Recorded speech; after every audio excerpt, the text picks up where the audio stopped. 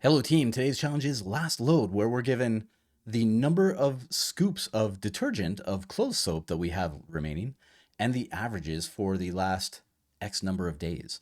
And the length of the days will be different each time. So this one is 6.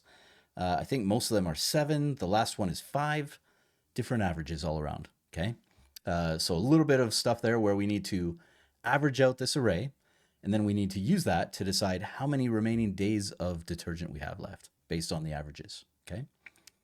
Over here, we're going to start with some tools. And one of these you've seen before. So it is sum the array, right? I don't think I called it sum array, but we're just going to run with it. And that is going to be return array.reduce, just like this. We send in the accumulator, the current, and we go accumulator plus current, right? We always return something, and the one-liner does that for us. You don't actually need the 0, right? If you left the 0 off, it would take the first item from the array, but I like to be explicit, right? And it's leaving it off isn't saving you that much time, right? Because it's only one loop. You're only saving yourself one loop, right?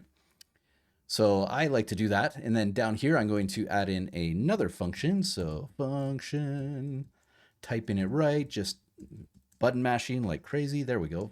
Function, average array. Not sure why I hit the space there, but that is okay. We're going to send in the array again. And this time we are going to return sum array for the array and divide it by array.length, right? Makes sense.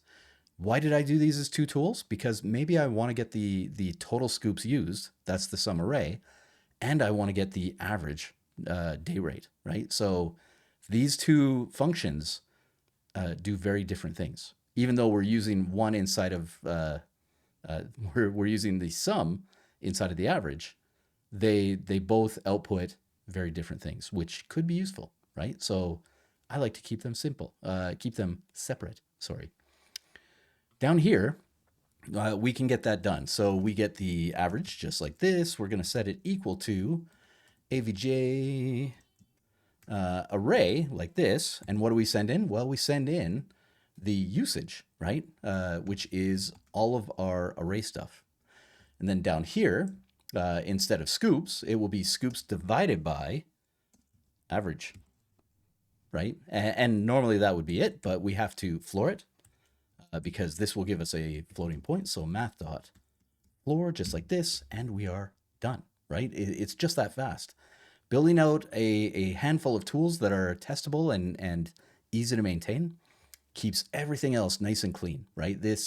If I put all of this down in here, it would just make this main function messy, right? It would be harder to debug, stuff like that.